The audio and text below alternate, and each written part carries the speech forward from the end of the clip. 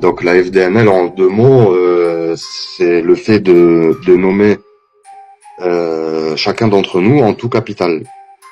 Et ça, c'est frauduleux parce que c'est ce qui fait que on est considéré comme des marchandises et qui sommes tous et toutes titrisés sur les marchés financiers parce que nous sommes maintenus justement dans cette confusion entre notre statut de vivant et nos entités légales qui ont été créées quelques jours après notre réelle naissance. Et donc via les actes de naissance qui découlent des déclarations justement à l'état civil, là il y a une entité légale qui est créée à ce moment précis.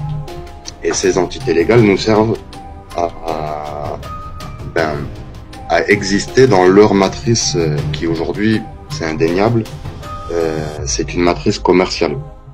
Donc il y a des gens qui s'obstinent à vouloir vous faire croire que non, ça n'est pas une, comme Valérie Bugeaud par exemple, qui veut vous maintenir dans le droit civil et dans une illusion qui nous laisserait penser que tout ça c'est pas du commerce, le fait que les républiques sont enregistrées avec des numéros SIRET à l'INSEE et qu'elles sont répertoriées sur d'autres territoires, en l'occurrence au Washington DC.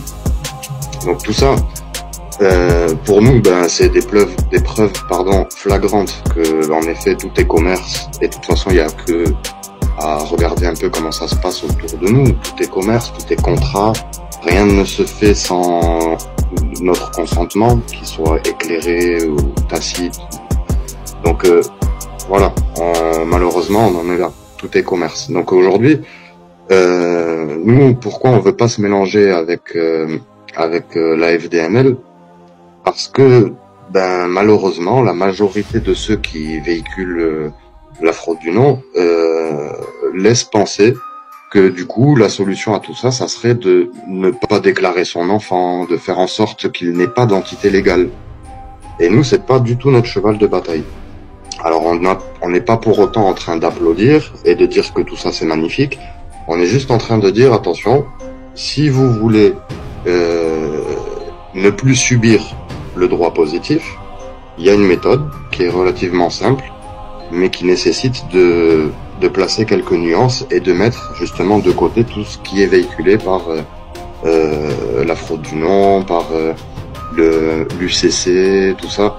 C'est d'autres juridictions qui certes sont intéressantes pour certains, mais nous on pense que c'est pas applicable ici, ou alors très difficilement. Et pour preuve, il y a qu'une poignée de gens dans le monde qui sont parvenus à faire des choses concrètes avec tout ça, alors que on en connaît tous dans nos entourages respectifs qui sont allés au CHP, qui sont bref, pour qui ça n'a pas fonctionné.